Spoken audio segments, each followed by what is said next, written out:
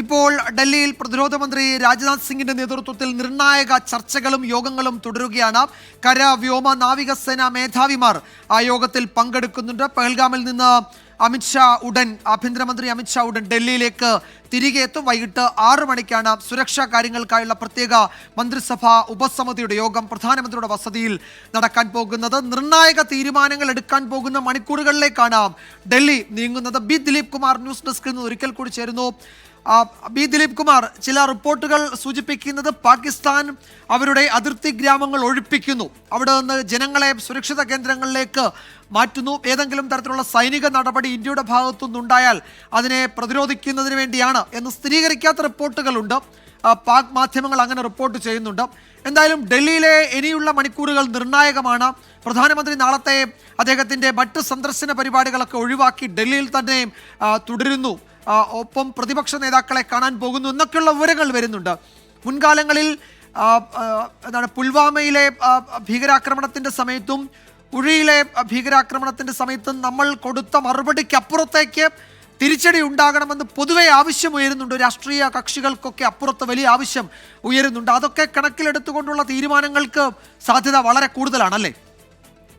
വിജയകുമാർ, വൈകിട്ട് 6 മണിക്ക് ഡൽഹിയിൽ പ്രധാനമന്ത്രിയുടെ വസതിയിൽ ചേരാനിരിക്കുന്ന സുരക്ഷാ കാര്യങ്ങൾക്കുള്ള കേന്ദ്രമന്ത്രിസഭാ സമിതി യോഗത്തിന് മുന്നോടിയായി ഡൽഹിയിൽ തിരക്കിട്ട ചർച്ചകളാണ് നടക്കുന്നത്. രാവിലെ പ്രധാനമന്ത്രി സൗദി അറേബ്യയിൽ നിന്ന് വന്നിറങ്ങിയത് തന്നെ ഡൽഹി വിമാനത്താവളത്തിൽ ഉന്നതതല യോഗം ചേർന്നിരുന്നു. കേന്ദ്ര വിദേശകാര്യമന്ത്രി എസ് ജയശങ്കറും ദേശീയ സുരക്ഷാ ഉപദേഷ്ടാവ് അജിത് ഡോവലും ഈ വിമാനത്താവളത്തിൽ പ്രധാനമന്ത്രിയുമായി നടത്തിയ ഈ കൂടിക്കാഴ്ചയിൽ പങ്കെടുത്തിരുന്നു.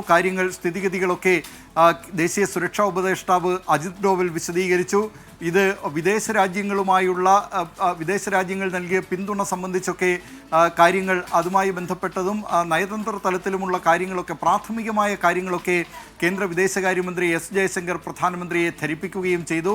അതിനുശേഷവും നിരവധി യോഗങ്ങളാണ് ഡൽഹിയിൽ, കൂടിക്കാഴ്ചകളും ചർച്ചകളും ഒക്കെയാണ് ഡൽഹിയിൽ നടക്കുന്നത്. ഇപ്പോൾ കേന്ദ്ര പ്രതിരോധ മന്ത്രി രാജ്നാഥ് സിംഗ് നടത്തുന്ന ചർച്ച 3 സൈനിക മേധാവികരും അതോടൊപ്പം തന്നെ സംയുക്ത സൈനിക മേധാവിയും കമ്പൈൻഡ് ഡിഫൻസ് സ്റ്റാഫും ഉൾപ്പെടെയുള്ള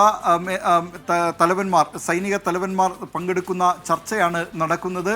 സ്ഥിതിഗതികൾ, സേനാതലത്തിലുള്ള കാര്യങ്ങളൊക്കെ കേന്ദ്ര പ്രതിരോധ മന്ത്രി രാജ്നാഥ് സിംഗ് അവലോകനം ചെയ്യുന്നുണ്ട്. ദേശീയ സുരക്ഷാ ഉപദേഷ്ടാവ് അജിത് ഡോവൽ ഈ യോഗത്തിലും പങ്കെടുക്കുന്നുണ്ട്.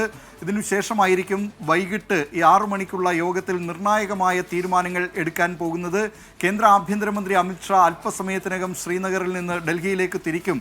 അദ്ദേഹം കൂടി പങ്കെടുക്കേണ്ട യോഗമാണ്. ഈ സുരക്ഷാ കാര്യങ്ങൾക്കുള്ള കേന്ദ്ര മന്ത്രിസഭാ സമിതി യോഗത്തിൽ പങ്കെടുക്കുന്നത് കേന്ദ്ര ആഭ്യന്തരമന്ത്രി അമിത്ഷാ, പ്രതിരോധ മന്ത്രി രാജ്നാഥ് സിംഗ്, ധനമന്ത്രി നിർമ്മല സീതാരാമൻ എന്നിവരും ദേശീയ സുരക്ഷാ ഉപദേഷ്ടാവ് അജിത് ഡോവലുമാണ്. സ്ഥിതിഗതികൾ അതിനു മുമ്പ് തന്നെ എന്തൊക്കെയാണ് ഇതുമായി ബന്ധപ്പെട്ട കാര്യങ്ങൾ, ഇനി സംഭവിക്കാൻ പോകുന്ന കാര്യങ്ങൾ എന്നതൊക്കെ ഈ യോഗം വിലയിരുത്തി നിർണായകമായ തീരുമാനം വൈകിട്ട് 6 മണിക്കുള്ള കേന്ദ്ര മന്ത്രിസഭാ സമിതി യോഗത്തിലായിരിക്കും കൈക്കൊള്ളുക. വിജയകുമാർ. യെസ്, വളരെ പ്രധാനപ്പെട്ട യോഗങ്ങളാണ് ഡൽഹിയിൽ നടക്കാനിരിക്കുന്നത്, ഇപ്പോൾ നടന്നുകൊണ്ടിരിക്കുന്നത്. ആ യോഗ തീരുമാനങ്ങൾ നിർണായകമാണ്. പ്രധാനമന്ത്രി പങ്കെടുക്കുന്ന സുരക്ഷാ കാര്യങ്ങൾക്കായുള്ള മന്ത്രിസഭാ ഉപസമിതി യോഗം അദ്ദേഹത്തിൻ്റെ വസതിയിൽ വൈകിട്ട് 6 മണിക്ക് നടക്കും. ആ സമയമാകുമ്പോഴേക്കും ആഭ്യന്തരമന്ത്രി അമിത്ഷാ ശ്രീനഗറിൽ നിന്ന് ഡൽഹിയിലെത്തും. ധനമന്ത്രി ഉൾപ്പെടെ പ്രധാനപ്പെട്ട മന്ത്രിസഭാ അംഗങ്ങളൊക്കെ പ്രധാനമന്ത്രിയുടെ വസതിയിലേക്ക് ആ സമയത്തെത്തും. ഇപ്പോൾ വിവിധ സേനാ മേധാവിമാർ പ്രതിരോധ മന്ത്രിയെ കാണുന്നുണ്ട്.